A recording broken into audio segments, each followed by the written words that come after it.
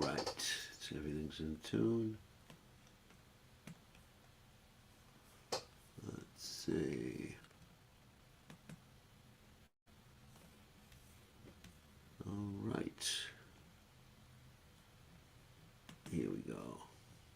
Okay. So, wow, we got a lot of people today.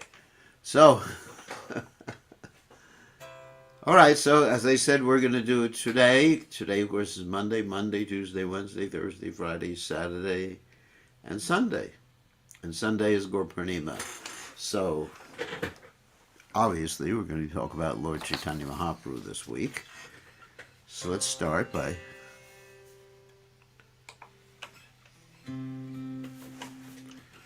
chanting Sri Krishna Chaitanya Prabhu.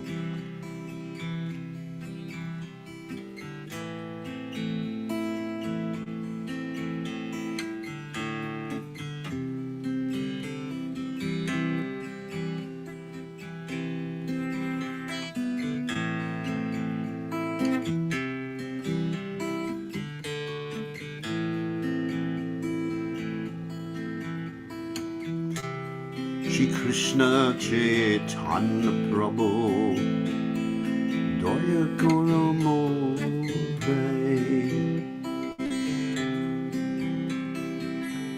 Tuma Bina Ke Dayalu Jagat Samsara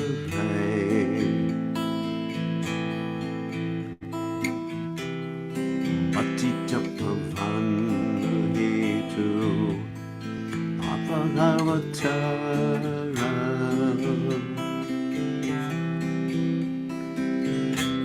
Samapati Tabrahma Napai Bihara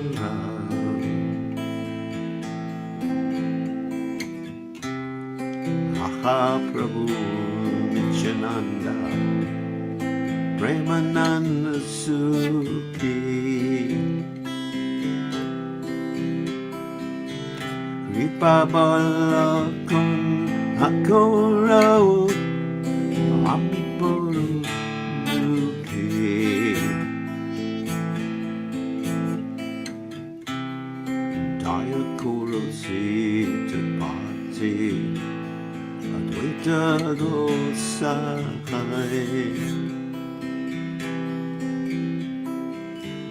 Tava Kripa Lepai Chaitanya Nitai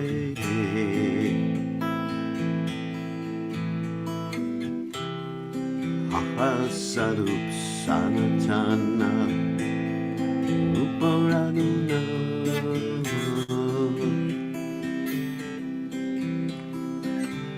Bhatta Jugasi Jiva Aha Prabhu Lokha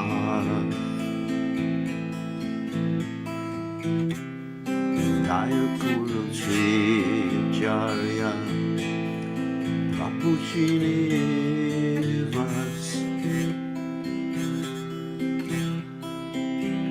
Ramachandra Sangamage Narottama Das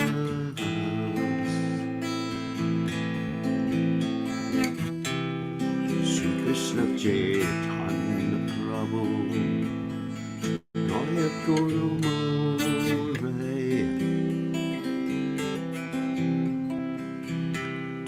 Bina Ke Dayalu Jagat Samsara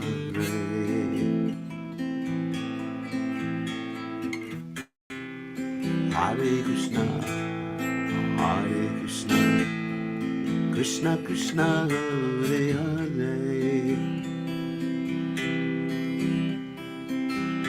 Hare Rama Hare Rama Rama Rama Hare Hare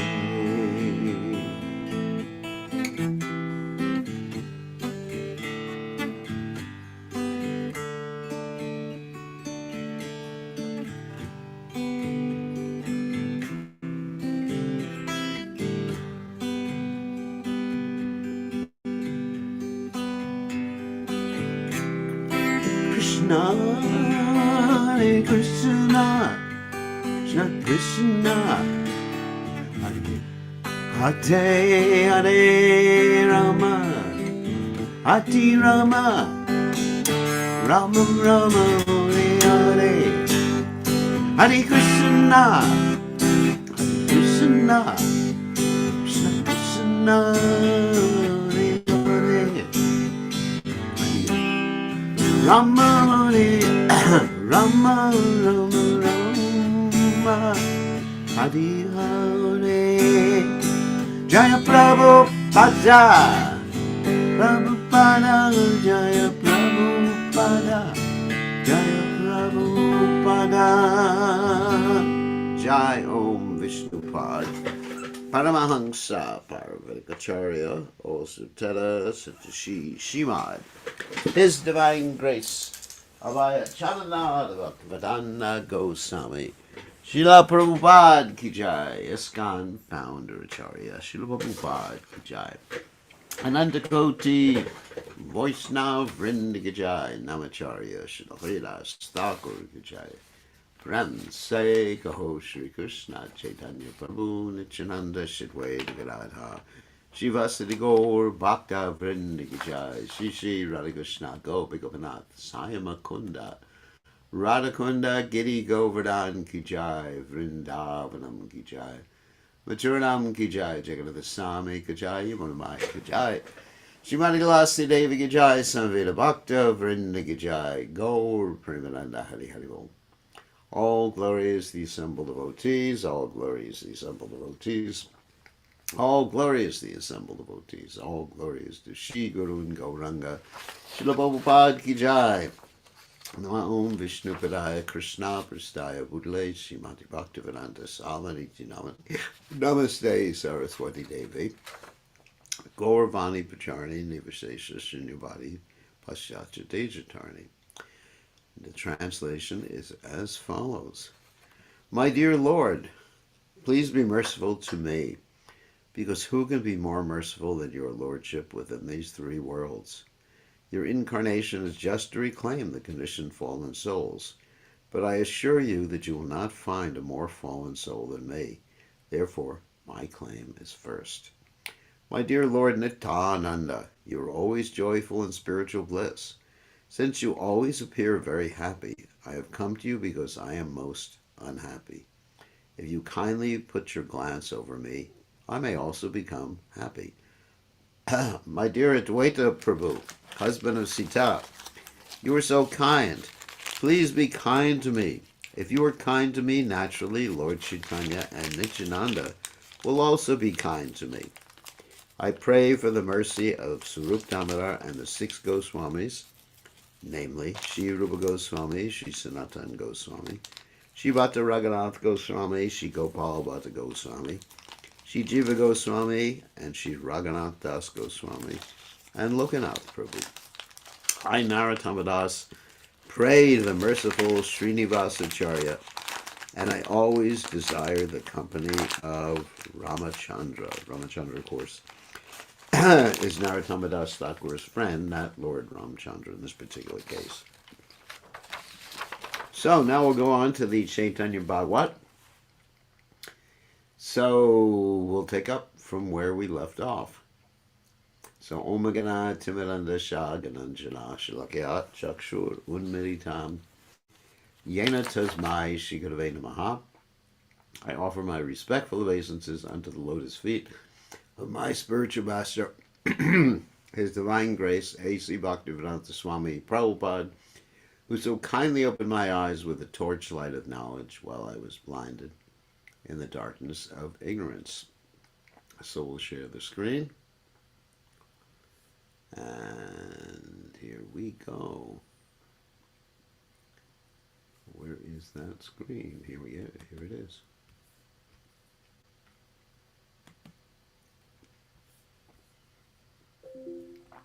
All right. Give me 1 second.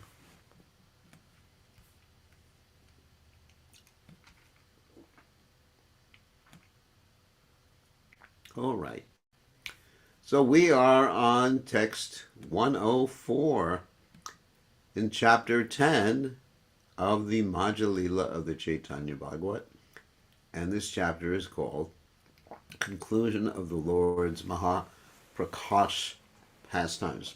Mahaprakash Pastimes, to reiterate, for those of you who don't remember, is the time when Lord Chaitanya Mahaprabhu exhibited his position as the Supreme Personality of Godhead, interacted with all the devotees, told the devotees about their private lives, told the devotees about their ontological position, who they were or are in the spiritual world. And this went on for like 48 hours or even longer. So we're sort of in the middle of this right now. So let's continue. And we are just going to read the English. As I mentioned before, we're not going to read the Bengali. Although when we started reading the Bengali. But I think it would become too lengthy. And we have other books to read after the Chaitanya Bhagavat. So this is not my statement. This is the verdict of all scriptures. Simply by hearing topics about the devotees, one develops devotion for Krishna. Now this is very interesting, this particular statement here. Simply by hearing topics about the devotees. Why would that happen?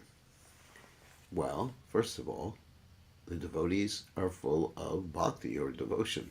So by associating with devotees, you get bhakti. By associating with Krishna, you don't get bhakti. Sorry about that, Prabhus. By associating with devotees, particularly Srimati Radharani, of course, all the devotees, and by disrespecting or not properly respecting the devotees, we lose our bhakti.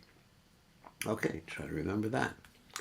And so, therefore, it is very important for the members of the Krishna conscious movement, which hopefully some of you are, all of you are, or hoping to be. So it's very important for us to hear about who? His Divine Grace, Srila Prabhupada. Now, right now, actually, I can make an advertisement. So right now, I am very concerned because one of my dear godbrothers, Tejas Prabhu, is trying to complete his biography or stories or whatever you may call it concerning his interactions with his Divine Grace Srila Prabhupada. And he had so many interactions with Prabhupada. Prabhupada used to come and just meet with him privately quite a bit.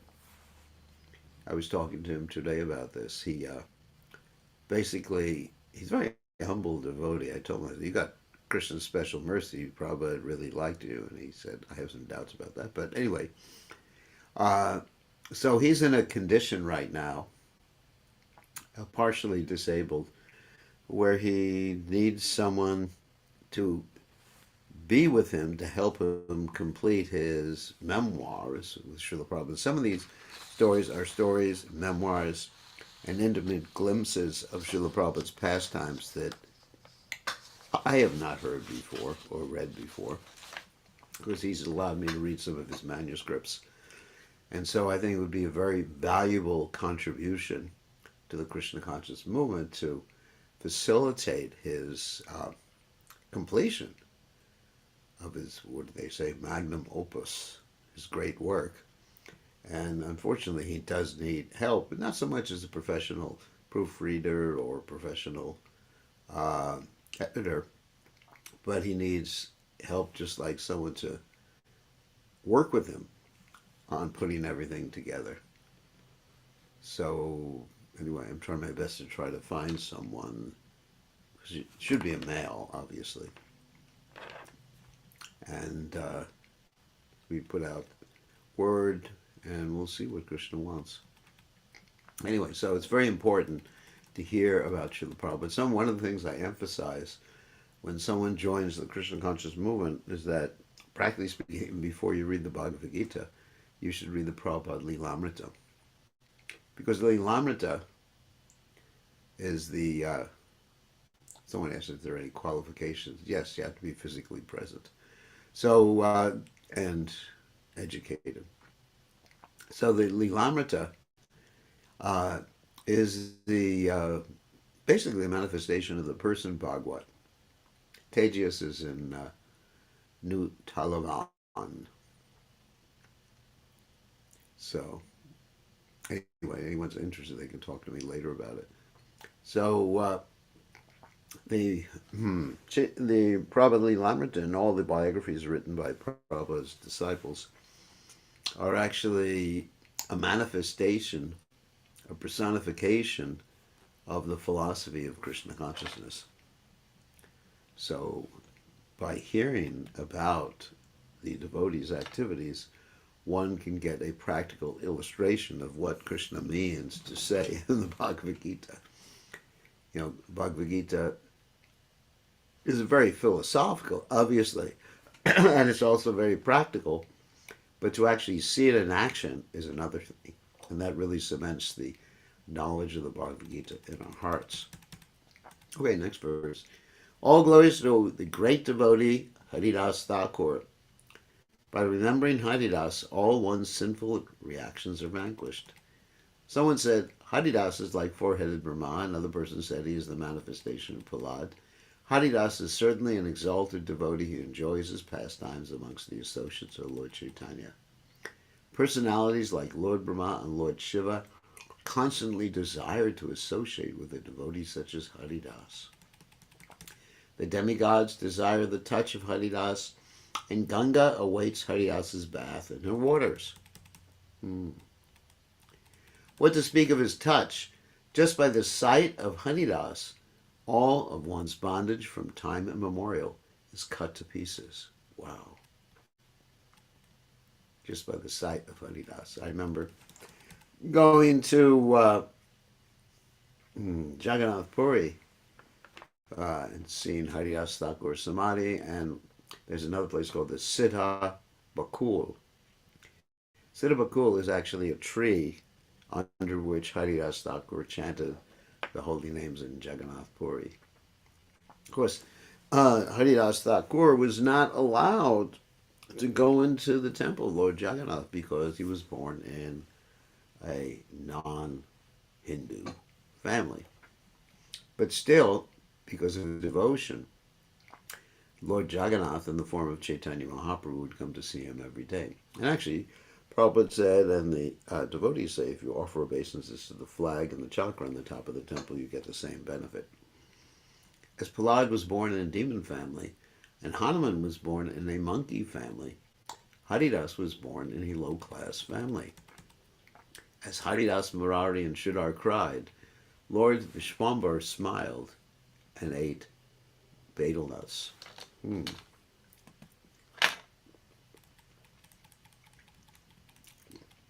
As the most effulgent Lord sat on the throne, the most effulgent Nityananda held an umbrella over his head. And this is Lord Chaitanya's arti. The Lord smiled and looked at Advaitacharya as he revealed Advaita's internal sentiments. So Lord Chaitanya is talking about each and every devotee. Listen, O Acharya, sorry. Not Acharya, Acharya. Do you remember how I made you eat one night? Before I incarnated, you greatly endeavored to bring me. As you taught Bhagavad Gita, you would explain everything in relation to devotional service. But who was the proper candidate to understand your explanations? If you did not find the devotional meaning of a verse, you would give up all enjoyment rather than find fault with the verse. In other words, one who's actually a devotee will look at every Vedic verse and will find devotion in that verse. And so Advaitacharya, if he couldn't find the meaning in a particular verse, giving up all enjoyment would mean no sleeping, eating, or being distressed, or in this case he went to sleep. Being distressed, you went to sleep without eating. I then manifested myself before you. I consider your fasting as my fasting. Whatever you offer me, that is what I eat. I cannot tolerate when you feel even the slightest distress. Therefore, I appeared in your dream and spoke to you. Get up, Acharya. Hear the meaning of the verse. Know for certain that this is the real meaning. Get up and eat. Do not fast. Because of you, I will incarnate. You got up and ate in satisfaction. Although I spoke to you directly, you thought it was a dream. In this way, whenever some doubt arose during his recitation, the Lord would directly speak to him in his dream. Wow. So in other words, whenever Dvaitacharya was reading the Bhagavad Gita and he came across a verse that he had some doubts in, that how does this point out pure devotional service? Then he would fast. And then Lord Chaitanya would appear to him just so that he would fast. Wish it would happen to me too, like that. The Lord reminded Advaita about all those dreams, days, moments, and verses. The glories of Advaita's devotional service are most wonderful. How can I describe the extent of his devotional service? The Lord said, although I explained all the verses, I did not explain one, which I will now explain to you. Wow. According to the respective sampradayas, people give wrong interpretations. The actual reading of the verse is not sarvata padi padam tat, that his feet and hands are everywhere. Huh.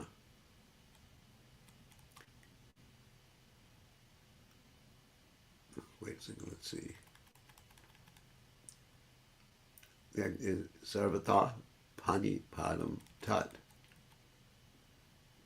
Oh, I tell you without any pretense, the actual reading of the verses sarvatra pani padam tat. So here's the translation. Everywhere are his hands and legs, his eyes and heads and faces, and he has ears everywhere. In this way, the Supersoul exists, pervading everything. So I guess the other improper understanding is everything is his hands and legs. I have thus explained the confidential purport of this verse, but other than you, who can understand it? Acharya Goswami was a secret disciple of Lord Chaitanya. He understood all of Lord Chaitanya's confidential explanations. After hearing the Lord's explanation, Advaitacharya began to cry in ecstatic love. Hearing the topics that he desired to hear, he forgot himself in ecstasy. Advaita said, what more can I say? I am glorious to have you as my master. Advaita Goswami became overwhelmed in ecstasy and completely forgot himself on seeing the Lord's manifestation. Know for certain that anyone who does not believe these topics goes to hell.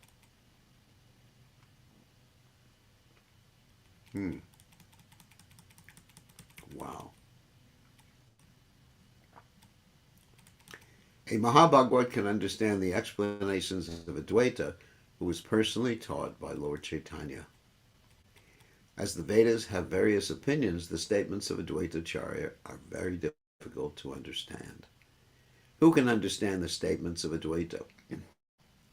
Know for certain that he is non-different from the Supreme Lord. The autumn clouds do not rain everywhere, but rain only on some fortunate places.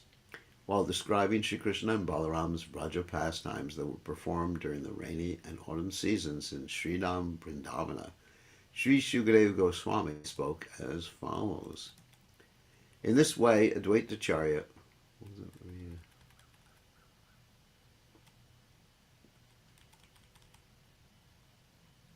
I guess I should read that verse. During the season, the mountains sometimes released their pure water and sometimes did not. Just as experts in transcendental science sometimes give the nectar of transcendental knowledge and sometimes do not. In this way, Advaitacharya has no fault. People understood his explanations according to their own piety or impiety. The only engagement of Advaita is to serve the lotus feet of Lord Chaitanya. The activities of Vaishnava societies are the evidence of this fact. If one disregards the statements of exalted devotees while serving Advaita, his service will not be pleasing. In other words, we have to respect all of Lord Chaitanya Mahaprabhu's devotees, not just Lord Chaitanya Advaitacharya. Anyone who accepts Sri Chaitanya as the supreme controller of all controllers is an actual devotee of Advaita, and Advaita belongs to him.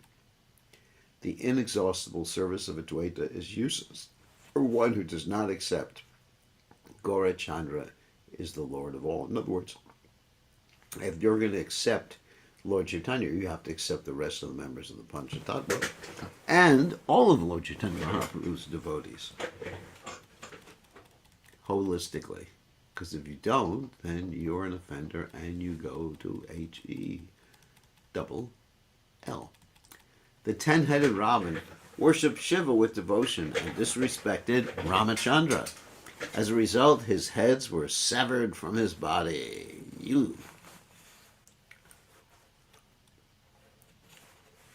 He did not know that Lord Shiva rejected him from his heart. Therefore, Ravana's service was fruitless, and he was burned to death along with his family. Lord Shiva does not reveal what is good and bad for someone, but one who has intelligence can understand.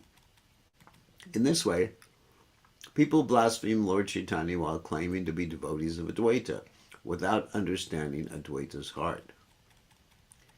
Due to his nature, Advaita does not say anything, but one who does not accept the statements of the Vaishnavas is certainly vanquished. Such a person does not know the glories of Lord Chaitanya, by whose mercy Advaita is all perfection. As soon as we declare this, people rush to beat us. Alas, how powerful the illusory energy is. What can we say to them?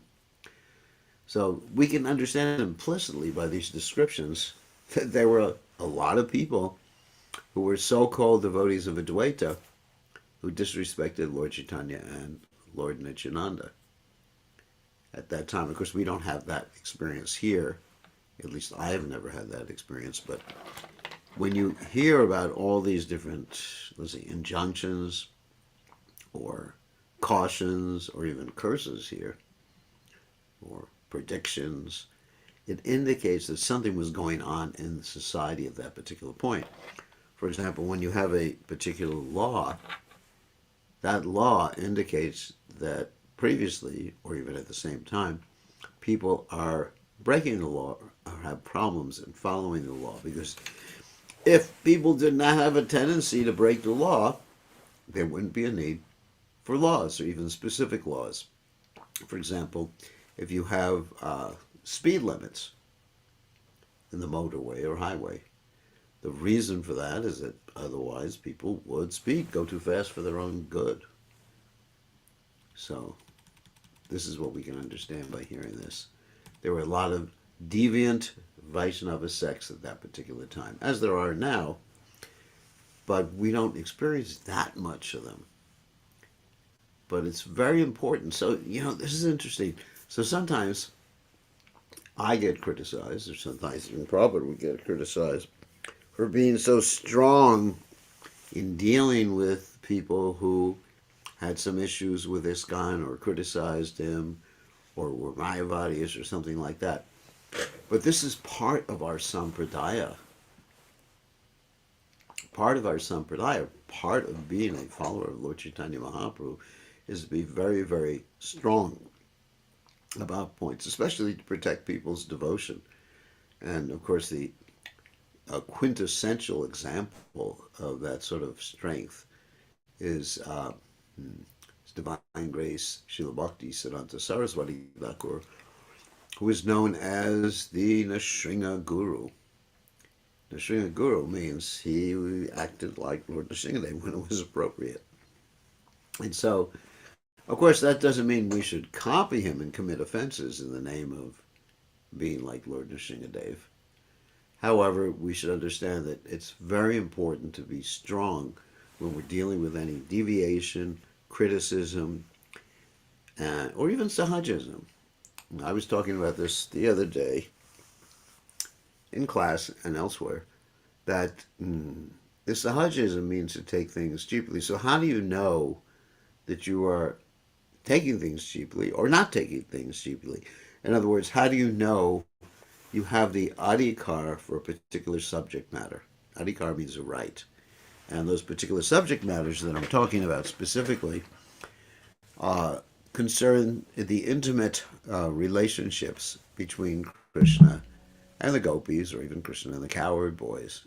How do you know that you have the right to delve into these things? Well, I gave a very easy way to understand whether you have a right to delve into these things, and that is to understand how much detached you are from gross and subtle sense gratification, which basically means I and mine. I'm the center, or it's my happiness, my this, my that, my that. Okay. How much we're detached from that is corresponds with our adhikar, or our right to understand the higher truths. So first comes the detachment. So how does the detachment come? Mahat seva muhura vimuktes. Detachment comes from serving the great souls, hearing from the great souls, and then Vasudeva Bhagavati Bhakti Yoga Pradiyojita Janayati Asu Vairagyam Jnanam Chaya Ahaitakam. That one actually gets causeless knowledge and detachment from this world. So the least you are interested in things of this world, subtle and gross. We're not just talking about, latest model car or something like that, or for those of you lusty, latest model wives. We're talking about profit, adoration, distinction, or being the center, cherished. Sometimes you find this, I really want to be the center of someone's life. Therefore, I make a relationship. Because of that relationship, I'm the center. I'm theirs and they're mine, etc., etc., etc. So that indicates a disqualification insofar as understanding the higher aspects of Krishna consciousness. So in other words, it's proportionate to our detachment is our ability or right to understand and delve into the higher topics of Krishna consciousness. So therefore, you can really judge. It's important to be honest.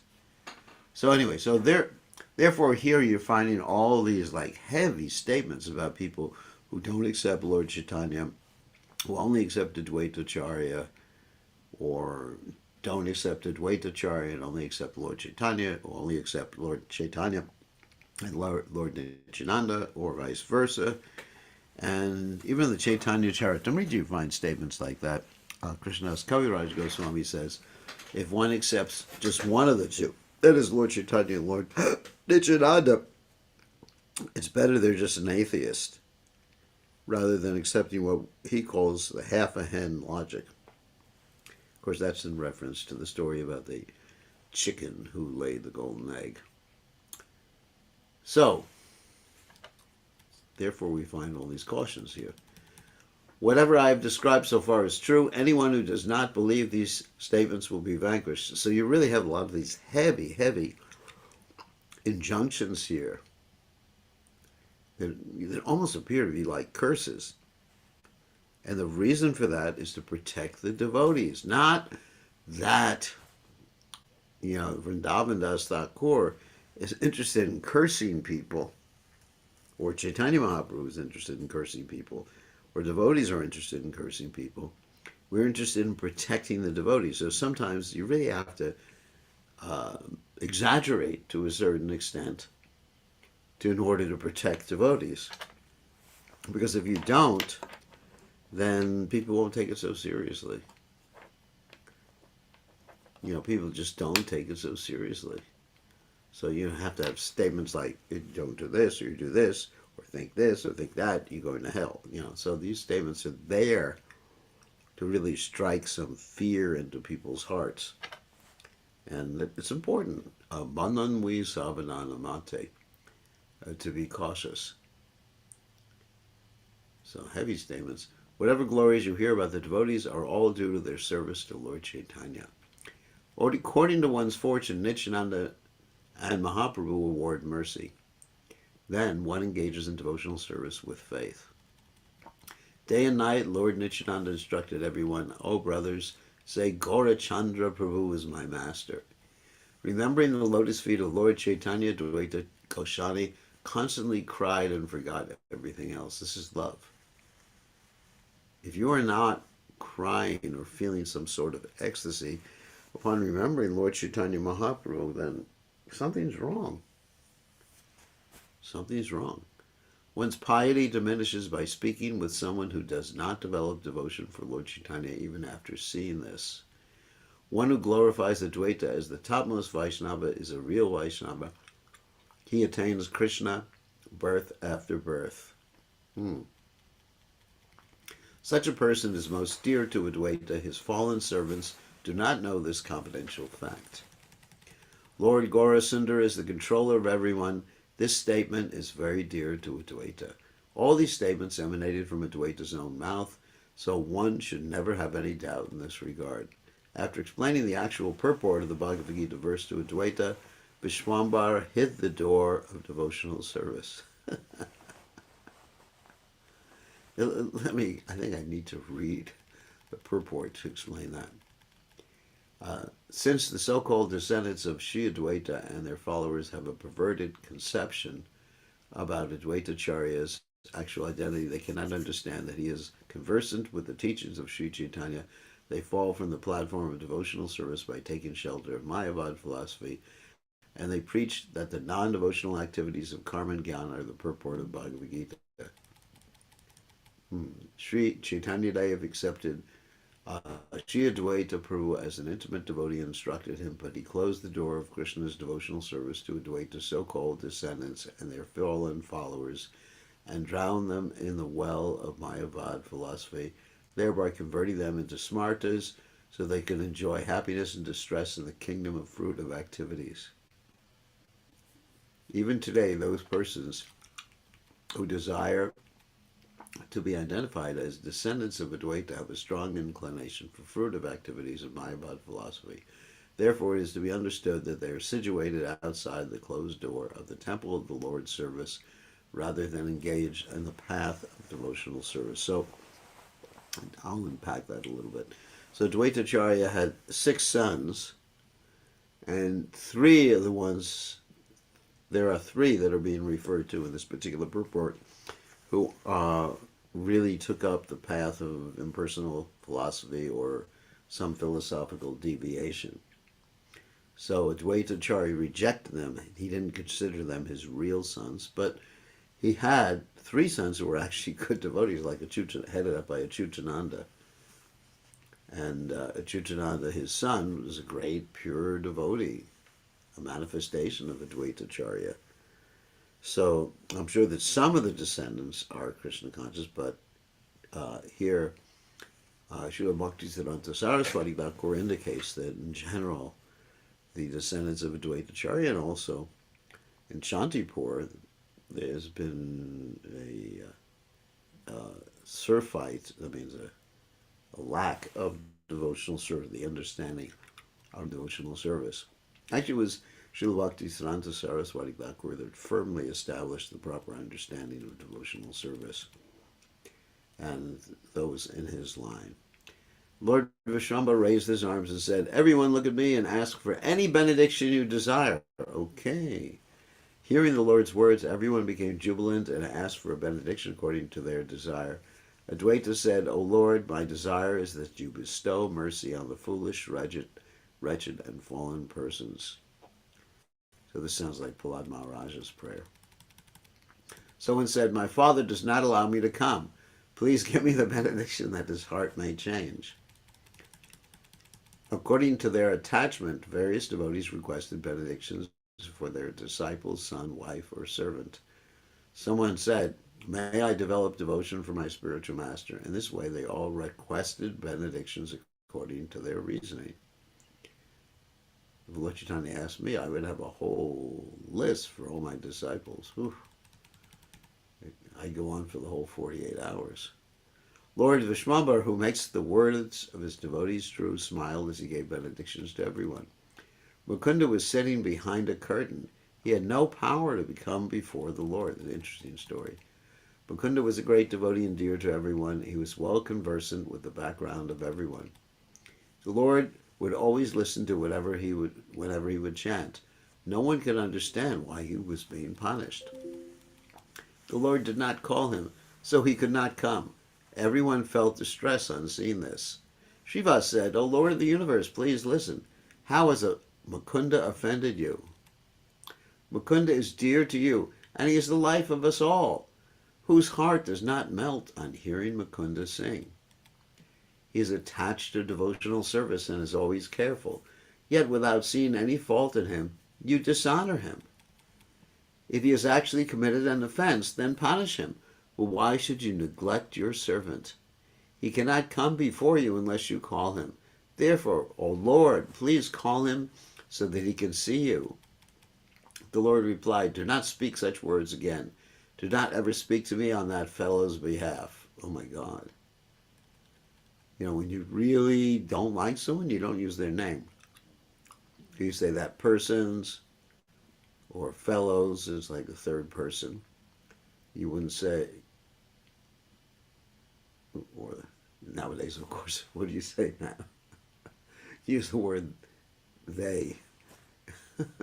And the personal pronoun is not he or she, it's them or they. What is their name? You know, just like when someone comes and sees you, you say, what is their name? You don't say, what is his name? What is her name? What is that person's name? You say, what is their name? So it's hard for me to understand these things. Of course, you're trying to do gender neutral. So gender neutral would be, what is its name? What is the person's name? I mean, that would actually be more appropriate. What is the person's name? Because they're a person. If you don't accept that, you're in trouble. You've heard before the saying, sometimes he takes a straw in his hands, and sometimes he takes a stick. This applies to this fellow, yet none of you have recognized him. Boy, Lord Chaitanya Mahaprabhu is just like really upset with Mukunda here. Sometimes he takes a straw in his teeth, and sometimes he beats with a stick. Therefore, the straw stick holder cannot see me. Wow. The expert speaker Srivasa spoke again to the Lord. Who is qualified to understand your prowess? We do not find any fault in Mukunda. Your lotus feet, which award fearlessness, are witness of this fact. The Lord said, wherever this fellow goes, he mingles with the persons there and speaks like one of them. In other words, sometimes when you really want to associate with someone or make friendship with someone and they're not into like Krishna consciousness, you just act like one of them. Sometimes you got to do that just so you don't appear to be weird. When he studies Yoga Vishishta in Advaita's association, he takes a straw in his teeth and sings and dances in a devotional mood. When he mingles with another sampradaya, he constantly beats me with a stick by not accepting devotional service. In other words, he's not careful about who he associates with, and he hears so much nonsense. He makes friendship, intimate friendship, with those who are averse to devotional service. So we have to be careful, you know, satsangachar, vaishnavachar. Anyone who explains there is something superior to devotional service constantly beats me with a stick. So in other words, just to make friendship, he sometimes may appear to agree with their statements that there is something superior to devotional service. He has committed an offense against devotional service, therefore he cannot see me. Mukunda heard everything from outside. He heard that he would not get the Lord's darshan. Poor Mukunda. Mahaprabhu knew that I did not respect devotional service due to the advice of some guru. This is the potency of Lord Chaitanya. Wow. He had association with some guru. The exalted Vaishnava Mukunda thought, there's no need to continue my life. Today I will give up this offensive body, for I do not know when I will see him again. Wow. Mukunda said, listen, Haridas Thakur, ask the Lord when I will be able to see him. Mukunda then shed incessant tears, and all the devotees also began to cry on seeing Mukunda's distress. The Lord said, after millions of births, he will certainly get my darshan. As soon as Mukunda heard from the Lord that he would certainly attain him, he became immersed in spiritual happiness. He began to enthusiastically dance while exclaiming, I will attain him, I will attain him. In this way, Lord Chaitanya's servant became overwhelmed in ecstasy. Wow. Because of his enthusiasm that purified him of all the contamination. On hearing the statement, he will see me, Mukunda began to dance in great happiness. On seeing Mukunda, Lord Vishwambara smiled and ordered, bring Mukunda at once. All the Vaishnavas, so he was testing Mukunda to see his patience, enthusiasm. What is that? Utsaha nisya daryat tatat karma vartanat. Enthusiasm and patience, determination. All the Vaishnavas called, come Mukunda, but Mukunda was so happy he did not know what was happening.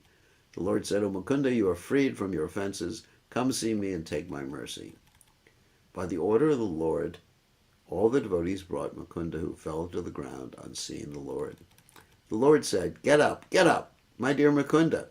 You do not have even a fraction of offense. Wow. The faults of your bad association are vanquished. I have been defeated by you. I declared that you would achieve me after millions of births, but you have become freed from them within a moment. You were confident that my words were infallible, thus you have captured me in your heart forever. In other words, that faith is the key. Shraddha, that faith, he was confident of Yarata Amaravakya, my words, my deathless words. That's true. You are my singer, and you always reside with me. I was joking with you because you were a proper candidate. That's joking. That's pretty heavy joking. Teasing. He was teasing him. So even Lord Chaitanya Mahaprabhu had teases in a very heavy fashion sometimes. Wow. If you actually committed millions of offenses, they wouldn't be considered offenses because you were so dear to me. You are my servant, and your body is filled with devotional service. I constantly reside on your tongue. On hearing the Lord's solacing words, Mukunda cried profusely as he lamented and condemned himself. I am so wretched that I have not accepted devotional service. Since I am devoid of devotional service, how will I become happy by seeing you? Duryodhana saw your universal form, which some people search throughout the Vedas to see.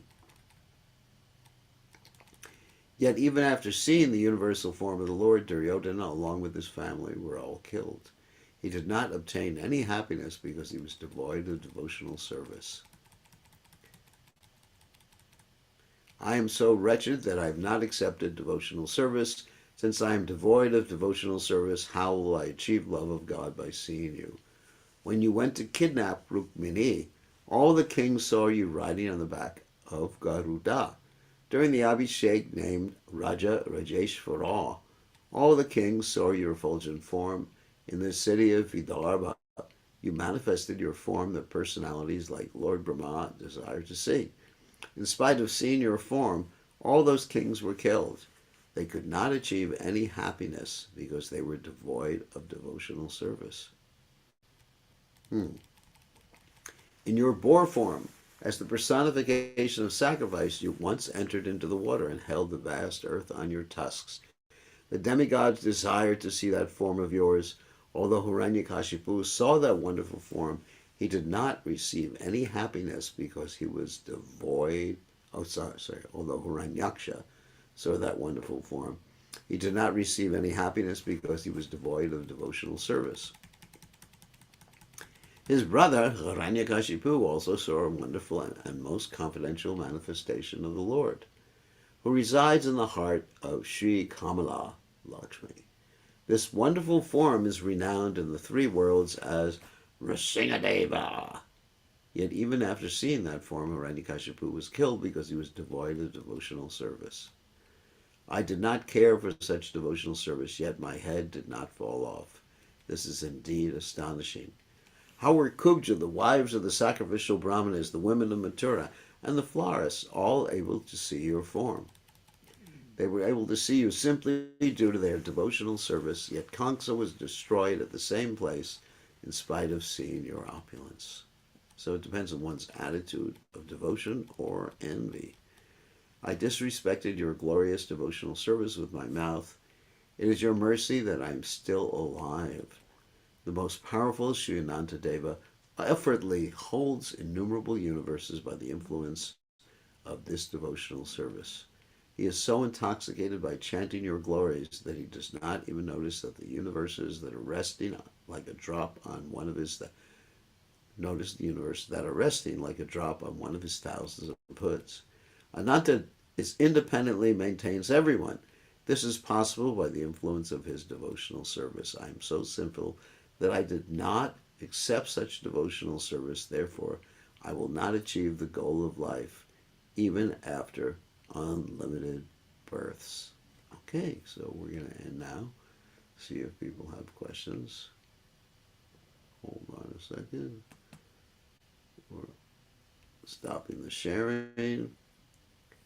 And then we have to allow you all to unmute yourselves. Let's see. Allow you to unmute yourselves. Okay. If someone has a question, they can raise their hand or unmute themselves or type in the chat window. So, does anyone have a question? Oh, okay. Ratna Gopi has a question. So, what's your question? Hi, Guruji. Please accept my obeisances. My question is, why? I guess why is he speaking like this? About that he has no devotion, and also a second question is if these types of prayers are pleasing to Lord Chaitanya, Lord Krishna. Yeah. Well, actually, we have Mukunda speaking like this about having no devotion because of his humility. Actually, if someone really loves Krishna, then they'll feel that they don't have any love for Krishna. That, I may be feeling some ecstasy, but that's Krishna's special mercy, what's called shadow attachment. So, the quality of an advanced devotee is humility. Humility means to think that I am devoid of all sorts of good qualities. Bhaktivinoda Thakur specifically mentions this in one of his verses, Gopinath, Gopinath, Namanabedana Shuno, Vishaya Durjana. He says, I am devoid of all good qualities. And therefore, when one feels oneself highly unqualified, one will be extremely, grateful and be able to pray with great humility. But if I feel that I'm very qualified, I deserve all this, I've done all this service for Krishna, I'm a great devotee, then you cannot approach the Lord. Even in the Bible, it says the meek shall inherit the earth. What does that mean, the meek? That means people who are humble, or Lord Chaitanya Bhagavat says, Chernadapi Sunichina Torari Vasishna, more tolerant than the tree, devoid of all sense of false prestige. False prestige means to think of myself as something important, or to want people to think of me as someone or something important. So, yeah, so that's why he's speaking like this, because he actually feels like that. It's not that he's just engaged in what self criticism, but he actually feels exactly like that. That I have no good qualities, and somehow or other, I don't get the mercy that I'm getting. I deserve to be chastised. So that answer the question. Yes, thank you. What was the second part of the question? If it's pleasing to Lord Krishna and Lord Chaitanya to pray in this way. Oh, is it pleasing? If one actually feels like that. Yeah, sometimes we're proud that we're so damn humble. So if we pray like that and we don't actually feel like that, then it's not that pleasing to Krishna, because we're just trying to show ourselves, at least feel good about ourselves, that boy, I'm really humble here. So we actually have to have that feeling in our hearts, which comes from gratefulness. So the other question is how to tell the difference. Will you be willing to explain more deeply the difference between humility and low self-esteem? Very simple expression that I often use in that regard. Uh, Humility means to think of yourself less. Low self-esteem means to think less of yourself. So you need to unpack that one. That, in other words, many times, if we're very proud, we, well, generally we're very proud. We want to think of ourselves more, even if it's in a negative way. At least we're something rather than being nothing or not being. Perhaps the biggest insult you can give someone is tell people they're insignificant. You know, if you tell people they're a big rascal, they may not like that one either. If you tell people they're a big rascal, at least they got your attention. That's what they like. Like when I was a kid, I liked to be a rascal because I got all this nice attention, and so that was not humility. Or talking negatively about myself is not generally not humility, unless one actually feels like that. And as far as low self-esteem, it means just to think a lot about yourself and think about how nothing happened, you don't get anything, you don't get any respect. It's all self-esteem. To a certain extent means like self-centeredness, but one has to have a certain amount of self-identification as a servant of Krishna, but not to think negatively about yourself. I mean, it's a fine distinction, but humility basically means to understand your position in relationship to Krishna. Krishna is so great and you're so small, and then whatever qualities you may have are not yours, they're coming from Krishna. And low self-esteem means like to think of all these bad qualities are yours basically eternally. They're just eternally part of you. Okay, and who else Thank you has so a much. question at this point? Thank you, Shruti. Oh, that's Rishikesh. Is that Thank Rishikesh? you, Shruti. Can you hear me? Yeah, I can hear you. What's up?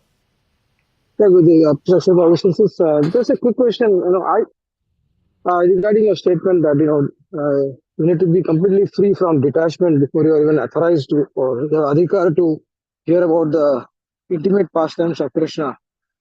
That's So right. in that case, honestly, uh, person, I mean, like me, I cannot honestly say I'm completely free from that I and mine. So maybe I should not be involved in this intimate pastime, right? I should not be reading all those 10th I, canto. I think yeah, that's actually a good point. You should be really careful and make sure when you're hearing any of those pastimes, especially pastimes with the gopis, you're hearing them from Prabhupada or somebody who is presenting a well-rounded picture, including the Siddhanta at the same time. Now, the interesting thing is when Prabhupada presents these things in the Krishna book, he also presents the Siddhanta, so it's a well-rounded picture. You don't get just like Krishna kissing the gopis. You get a whole philosophy behind it.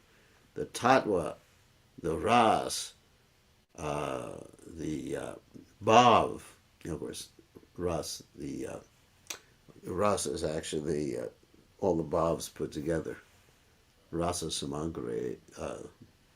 Anyway, so you get all these things at the same time, but when we go to hear these pastimes that are not being described with the Siddhanta, with the Tattva, with the Rasa theology simultaneously, and we are not on that platform, or we're still attached to things in this material world, that's extremely dangerous.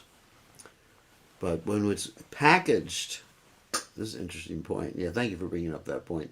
But when it's packaged by someone like Prabhupada, packaged properly, a full package, not just like half a package, then when Prabhupada has allowed it, then it's all right. When the pure devotee has allowed it, but one has to be extremely careful. In other words, you shouldn't, if you're experiencing like material desire, you shouldn't individually pick up the Govind Lilamrita and start studying it.